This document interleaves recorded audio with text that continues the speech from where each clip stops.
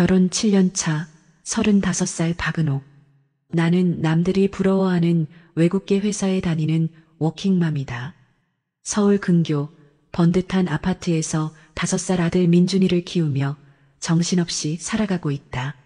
남편은 2년 전 지방 발령으로 주말 부부가 되었지만 오히려 연애 시절처럼 풋풋한 설렘이 되살아나는 듯했다.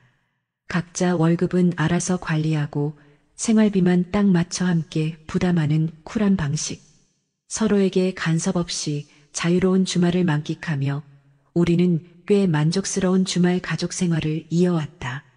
명문대 졸업 후 탄탄대로를 걸어온 커리어, 아이 맡아 키워주시는 친정엄마께 두둑한 용돈도 챙겨드릴 만큼 넉넉한 수입, 육아휴직 후 복직에도 눈치 한 번 안 주는 외국계 회사는 그야말로 여자들에게 꿈의 직장이었다. 남편 역시 내 직장 생활에 불만이 없었고 오히려 든든한 지원군이 되어주었다. 그날은 신제품 마케팅 회의가 유난히 길어졌다.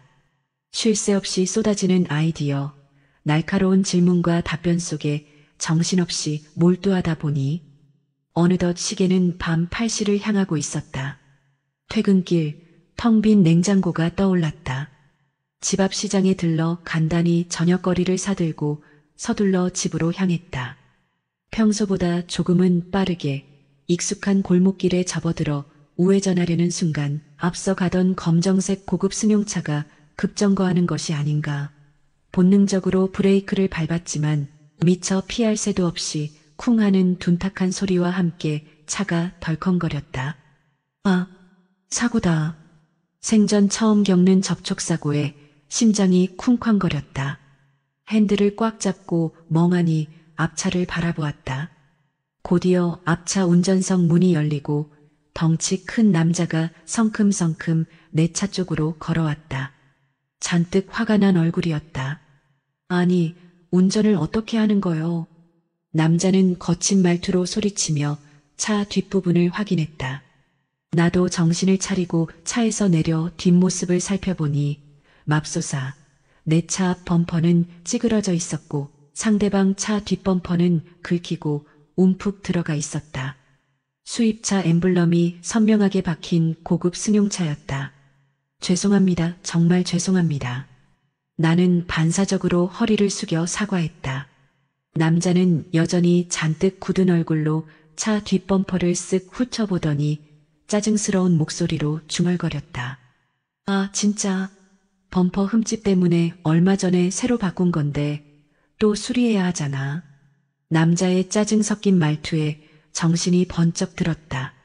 제대로 수리받으려면 돈 꽤나 들 텐데 남자의 말처럼 수입차 수리비는 상상 이상으로 비쌀 것이다. 어떻게 해야 할지 몰라 발만 동동 구르고 있는데 마침 보험회사에서 보낸 레카차가 도착했다. 기사는 능숙하게 사고 현장을 정리하며 내게 명함 한 장을 건네주었다.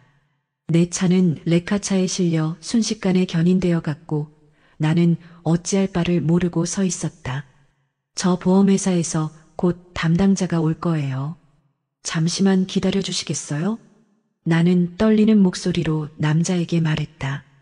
남자는 내 말을 빤히 쳐다보더니 뜻밖의 대답을 했다.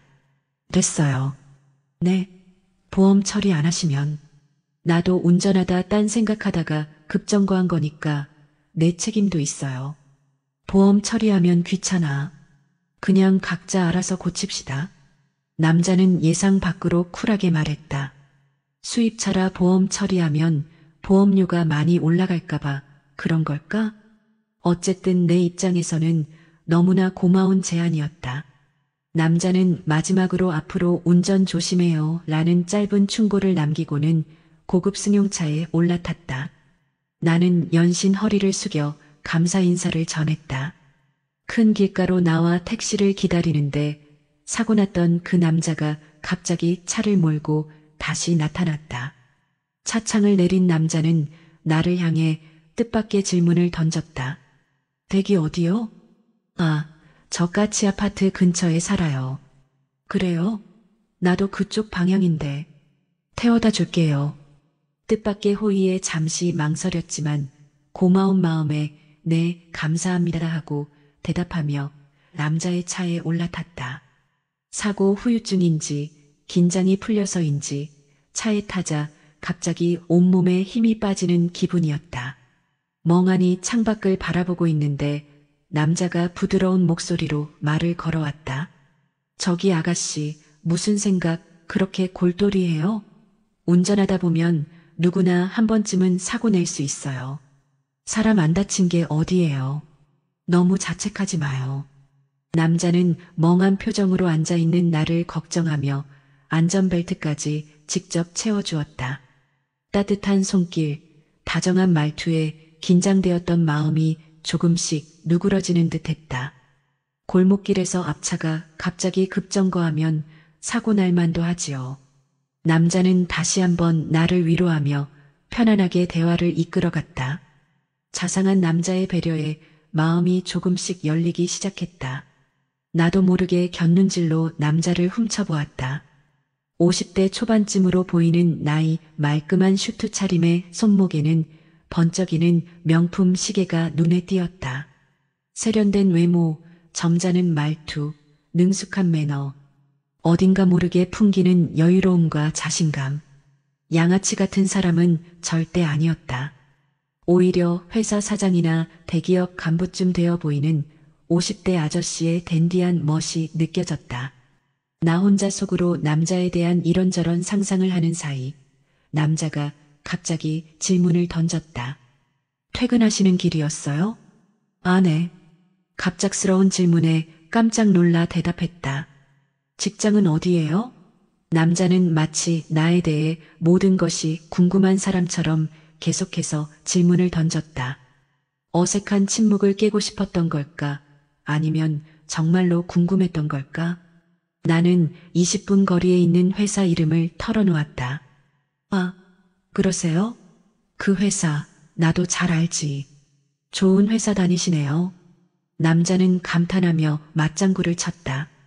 한동안 말없이 달리던 남자는 갑자기 이제 곧 저녁 준비해야겠네요. 사고 때문에 늦었죠? 서둘러 가야겠네.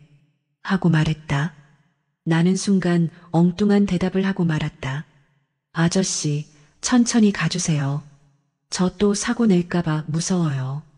그리고 남편은 지방에 있어서 주말 부부로 지내거든요. 저 혼자라서 저녁 준비 안 해도 돼요. 저 그냥 입만 씻으면 되는 처지예요. 나도 모르게 푸념 섞인 말이 튀어나왔다. 남편과 떨어져 지내는 외로움, 혼자 밥을 먹는 일상의 무료함이 순간적으로 밀려왔다. 내 말을 들은 남자는 힐끗 나를 쳐다보더니 웃으며 말했다. 허허, 나랑 처지가 비슷하네. 나는 딸아이가 미국 유학 가서 집사람이 얼마 전에 딸아이 보러 갔어요. 나도 기러기 아빠 신세라. 아, 정말 뜻밖의 공통점이었다. 낯선 남자와의 어색함이 조금씩 사라지고 묘한 동질감이 느껴졌다. 남자는 마치 오래 알고 지낸 사이처럼 편안하게 말을 이어갔다. 아가씨, 우리 식사 전이면 이것도 인연인데 생과부, 생오라비끼리 저녁이나 같이 할까요? 뜻밖의 제안에 잠시 당황했지만 사고 낸 것도 미안하고 수리비도 안 받겠다는 남자의 호의에 보답하고 싶은 마음도 있었다. 무엇보다 나도 모르게 남자에게 끌리는 묘한 감정이 싹트고 있었다. 네, 좋아요. 제가 수리비 대신 저녁 대접할게요. 아니, 무슨 섭섭한 말씀을. 이렇게 예쁜 아가씨랑 저녁을 같이 먹는 것만으로도 내가 영광이지. 남자는 능글맞은 미소를 지으며 농담을 건넸다. 우리 예쁜 아가씨는 뭘 좋아하나? 저 아가씨 아니에요. 내 엄마예요. 나는 웃으며 정정했다. 그렇지. 너무 젊어 보여서 자꾸 착각하네. 그렇다고 아줌마라고 부를 수도 없고 뭐라고 불러야 하나? 남자는 곤란한 표정을 지었다. 그럼 제 이름 불러주세요. 제 이름은 박은옥이에요. 은옥씨. 좋소, 은옥씨. 나는 아무거나 다 잘 먹습니다. 보신탕 빼고는. 나는 웃으며 덧붙였다. 남자는 능숙하게 대화를 이어갔다. 운전하는 내내 지루할 틈 없이 유쾌한 농담과 재치 있는 입담으로 분위기를 부드럽게 만들었다. 어느덧 차는 시내에서 벗어나 한적한 외곽 도로를 달리고 있었다. 얼마쯤 갔을까? 남자는 아담하고 분위기 있는 가든 레스토랑 앞에 차를 세웠다. 주차를 마치고 차에서 내린 남자는 내 쪽으로 다가와 직접 문을 열어주는 매너를 보였다. 레스토랑 안으로 들어서자 은은한 조명 아래 테이블마다 연인, 가족, 친구들끼리 저녁 식사를 즐기고 있었다. 우리는 창가 자리에 앉아 등심 4인분을 주문했다. 남자는 능숙하게 고기를 굽기 시작했다. 술 한잔 할래요? 남자가 부드러운 미소와 함께 물었다. 네, 그러죠. 나도 모르게 고개를 끄덕였다. 왠지 그의 제안을 거절하고 싶지 않았다. 소맥을 시키자 남자는 능숙하게 술잔을 채워주었다. 소고기는 너무 익으면 질겨서 맛이 없어요. 딱 2번만 뒤집어서 바로 먹어야 제일 맛있어. 남자는 전문가처럼 고기를 구워 내 앞접시에 놓아주었다. 술잔이 비워질 때마다 자연스럽게 술을 채워주는 세심함까지. 남자의 능숙한 매너와 유쾌한 입담, 분위기 좋은 레스토랑, 은은하게 흐르는 음악 모든 것이 완벽하게 어우러져 묘한 분위기를 자아냈다. 어색함도 잠시, 우리는 마치 오래된 연인처럼 자연스럽게 대화를 주고받았다. 회사 이야기, 가족 이야기, 사는 이야기 끊임없이 이어지는 대화 속에 시간 가는 줄 몰랐다. 술잔도 덩달아 비워져 갔다. 어느새 소주 3병을 훌쩍 비워버렸다. 식당 주인 아저씨는 후식으로 과일과 식혜까지 챙겨주었고 우리는 그곳에서 한참 동안 담소를 나누었다. 계산을 하려고 하자 남자는 극구 만류하며 직접 계산을 마쳤다. 레스토랑을 나서는 길, 남자가 나지막이 속삭였다. 은옥 씨, 지금 집에 가려면 대리운전을 불러야 할 텐데. 시원한 밤 공기도 쐴 겸 경치 좋은데 같이 밤길 좀 걸을까요? 집에 딱히 서둘러 가야 할 일도 없었다.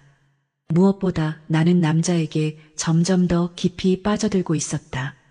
젠틀한 매너, 유머러스한 말투, 세련된 스타일, 능력 있어 보이는 직업, 고급 승용차 명품 시계. 나도 모르게 남자의 모든 것이 매력적으로 느껴졌다. 헤어지고 싶지 않았다. 네, 좋아요. 나는 망설임 없이 대답했다. 그때 왜 그랬는지 나도 잘 모르겠다. 그저 남자가 하자는 대로, 이끌리는 대로 따라갔다.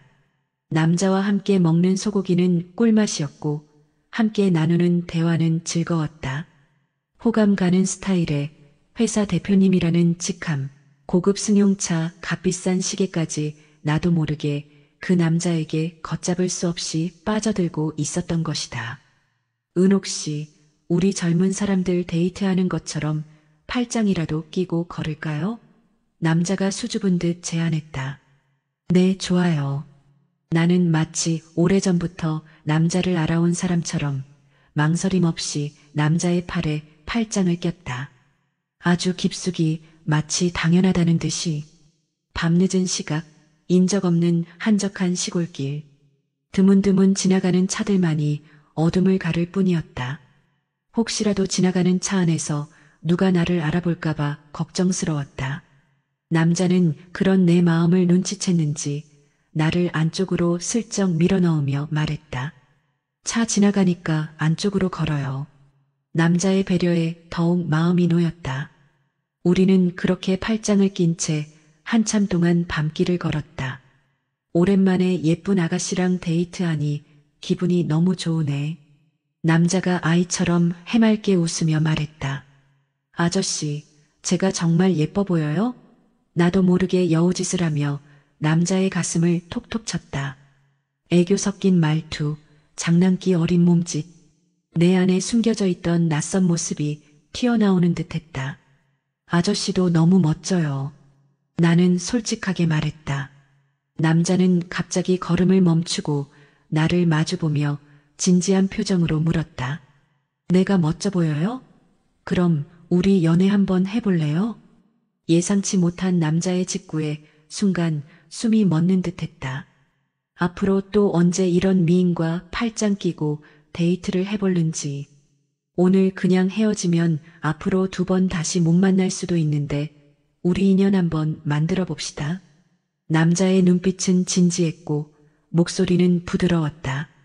나는 홀린 듯 나도 모르게 고개를 끄덕이고 말았다. 그 순간 남자는 세상에서 가장 따뜻한 미소를 지어 보였다. 처음 보는 남자였지만 왠지 오래전부터 알고 지냈던 사람처럼 편안하고 친근하게 느껴졌다. 남자가 해달라는 것은 무엇이든 다 해주고 싶을 정도로 나는 그에게 완전히 매료되어 버린 것이다. 그렇게 30분쯤 더 걸었을까? 쌀쌀한 날씨에 밤늦도록 걸었더니 몸이 으슬으슬 떨려왔다. 아저씨, 날씨도 춥고 다리도 아픈데 잠깐 쉬었다 갈래요? 내가 먼저 말했다. 남자는 흔쾌히 좋아요 하며 벤치에 앉았다. 우리는 벤치에 나란히 앉아 남은 이야기를 나누었다. 시간은 쏜살같이 흘러 어느덧 새벽이 가까워 오고 있었다. 남자는 집 앞까지 나를 데려다 주었다. 차에서 내리려는 나를 붙잡고 남자가 다시 한번 물었다. 오늘부터 은옥 씨가 내 여자친구 맞죠? 나는 수줍게 웃으며 고개를 끄덕였다. 남자는 휴대폰을 내밀며 내 번호를 직접 찍어달라고 했다. 이름 대신 빨간 하트 이모티콘을 넣어 저장하는 남자를 보며 마음은 설렘으로 가득 찼다. 남자는 그런 내 모습을 사랑스럽게 바라보며 말했다. 혹시 아내한테 걸리면 큰일 날 수도 있으니 박대리로 저장하고 뒤에 하트 이모티콘 붙여놓을게요. 남자는 휴대폰 화면을 내게 보여주며 환하게 웃었다. 집에 도착하자마자 뜨거운 물로 샤워를 하고 남자의 폰으로 전화를 걸었다. 저 집에 잘 도착했어요. 내 목소리를 듣자 남자는 아이처럼 기뻐하며 사랑해요 라고 속삭였다. 나도 덩달아 사랑해요 라고 대답하고 말았다. 이 모든 일이 단 하룻밤 사이에 일어난 것이다. 침대에 누워 곰곰이 생각해보니 내 자신이 도저히 이해가 되지 않았다. 어떻게 처음 만난 남자와 하룻밤 만에 사랑에 빠질 수 있을까? 하지만 분명한 것은 나는 그 남자가 너무 좋다는 것이다. 어쩌면 좋을까? 앞으로 우리는 어떻게 될까? 설렘과 불안함이 뒤섞인 복잡한 감정 속에서 나는 쉽게 잠들지 못했다. 새로운 사랑의 시작일까? 아니면 위험한 일탈일까? 미래를 알 수 없는 두려움과 묘한 기대감이 내 마음속에서 소용돌이쳤다. 다음 날 아침 눈을 떴을 때 가장 먼저 느껴진 것은 낯선 향이었다. 은은하게 퍼지는 남자 스킨 향과 섞인 달콤한 꽃 향기. 어젯밤 가든 레스토랑에서 맡았던 그 남자의 향이었다. 침대 옆 협탁 위에는 그가 선물했던 작은 꽃다발이 놓여 있었다. 하얀 안개꽃과 분홍 장미가 섞인 소박하지만 사랑스러운 꽃다발. 꽃향기를 맡으니 어젯밤의 꿈결 같았던 순간들이 생생하게 떠올랐다. 사고, 만남, 저녁 식사, 밤길 데이트, 그리고 뜨거웠던 입맞춤까지 단 하루 만에 일어난 일이라고는 믿기지 않을 만큼 강렬하고 짜릿한 경험이었다. 휴대폰을 확인하니 새벽 2시쯤 도착한 남자의 메시지가 와 있었다. 현주 잘 들어가셨어요? 오늘 너무 행복했어요. 꿈만 같네요. 아침에 또 연락할게요. 심장이 두근거렸다. 얼굴이 발갛게 달아오르는 것을 느꼈다. 나도 모르게 입가에 미소가 번졌다. 밤새도록 뒤척이며 잠을 설쳤지만 피곤함보다는 설렘과 기대감이 더 크게 느껴졌다. 나는 답장을 보냈다. 네, 잘 들어왔어요. 아저씨 덕분에 저도 너무 행복했어요. 오늘 하루 종일 아저씨 생각만 할 것 같아요. 답장을 보내자마자 남자의 답이 곧바로 도착했다. 현주 벌써부터 보고 싶네요. 오늘 점심시간에 잠깐이라도 볼 수 있을까요? 점심시간 데이트라니 생각지도 못한 제안에 가슴이 쿵쾅거렸다. 주말 부부인 남편 몰래 그것도 회사 근처에서 몰래 데이트를 한다니. 상상만으로도 아찔하고 짜릿했다. 하지만 동시에 불안감도 스멀스멀 피어올랐다. 이건 분명히 위험한 일탈이었다. 남편에게 들키기라도 하면 상상하기도 싫은 끔찍한 결과가 기다리고 있을 것이다. 하지만 이미 걷잡을 수 없이 커져버린 설렘과 호기심은 불안감을 압도하고 있었다. 나는 망설임 없이 답장을 보냈다. 좋아요. 점심시간에 만나요. 그날 하루는 온통 그 남자로 가득 찼다. 일은 손에 잡히지 않았고 머릿속은 온통 남자에 대한 생각뿐이었다. 점심시간이 되기만을 손꼽아 기다렸다. 드디어 점심시간, 약속 장소인 회사 앞 카페로 달려갔다. 카페 문을 열자 환한 미소를 지으며 나를 기다리고 있는 남자가 눈에 들어왔다. 어제 저녁 슈트 차림과는 달리 오늘은 캐주얼한 셔츠에 면바지를 입고 있었다. 훨씬 젊어 보이고 편안해 보였다. 은옥 씨, 남자는 반갑게 나를 맞이하며 꽃다발을 내밀었다. 어제와 똑같은 안개꽃과 장미 꽃다발이었다. 어제 헤어지기 아쉬워서 오늘 또 준비했어요. 남자의 로맨틱한 행동에 마음은 완전히 무너져 내렸다. 우리는 카페에 앉아 짧은 점심시간 데이트를 즐겼다. 어제 미처 나누지 못했던 이야기들을 쏟아내듯 이야기했다. 남자의 이름은 강태준, 50대 초반의 탄탄한 중견기업 대표였다. 미국에 유학 간 딸과 아내를 뒷바라지하며 외로운 기러기 생활을 하고 있다는 그의 이야기는 어딘가 모르게 쓸쓸하게 느껴졌다. 하지만 태준 씨는 어두운 분위기를 싫어하는 듯 유쾌한 농담과 재치 있는 이야기로 분위기를 밝게 이끌었다. 짧은 만남이었지만 우리는 마치 오래된 연인처럼 편안하고 즐거운 시간을 보냈다. 헤어짐이 아쉬워 발걸음이 떨어지지 않았지만 각자의 일상으로 돌아가야 할 시간이었다. 우리는 아쉬운 작별 인사를 나누고 다시 회사로 향했다. 그 후로 우리는 매일 점심시간, 퇴근 후, 주말 가끔씩 비밀 데이트를 즐겼다. 회사 근처 카페, 레스토랑, 영화관, 드라이브 코스, 남들이 보지 않는 곳에서 몰래 만나는 비밀스러운 연애는 짜릿하고 스릴 넘쳤다. 태준 씨는 늘 로맨틱하고 자상했다. 만날 때마다 꽃다발과 선물을 준비했고 맛있는 음식을 사주고 근사한 곳에 데려갔다. 나를 공주님처럼 대하는 태준 씨의 헌신적인 사랑에 점점 더 깊이 빠져들었다. 남편에게서 느껴보지 못했던 설렘과 두근거림, 여자로 대접받는 특별한 기분. 태준 씨는 메마른 내 삶에 촉촉한 단비처럼 스며들었다. 하지만 달콤한 시간 속에서도 불안감은 그림자처럼 따라다녔다. 남편에게 들킬까봐 늘 조마조마했고 거울에 비친 모습은 점점 초조하고 불안해 보였다. 죄책감도 점점 커져갔다. 주말마다 아들 민준이를 데리고 친정엄마 집으로 향하는 길, 예전처럼 즐겁고 편안한 마음이 들지 않았다. 나 때문에 엄마와 민준이에게까지 피해가 갈까봐 걱정스러웠다. 남편에게는 점점 더 무관심해졌다. 주말에 남편이 올라와도 예전처럼 반갑지 않았고 함께 밥을 먹고 TV를 보는 시간에도 어색함과 불편함이 느껴졌다. 남편은 변화를 눈치채지 못하는 듯 했지만 나는 점점 더 불안해져 갔다. 그러던 어느 주말 남편이 갑자기 서울로 올라오겠다고 연락했다. 회사에 급한 일이 생겨서 잠시 서울에 와야 한다는 것이었다. 갑작스러운 남편의 방문 소식에 심장이 쿵 내려앉는 듯했다. 태준 씨와의 비밀 데이트가 발각될까봐, 남편에게 모든 것을 들킬까봐 두려웠다. 남편이 서울로 올라오는 날 태준 씨에게 연락해 당분간 만나지 말자고 말했다. 태준 씨는 아쉬워했지만 내 불안한 마음을 이해하는 듯 순순히 받아들였다. 남편이 집에 도착하고 어색한 침묵 속에 저녁 식사를 했다. 예전 같으면 주말 동안 있었던 일들을 이야기하며 웃음꽃을 피웠겠지만 오늘은 왠지 모르게 불편하고 어색했다.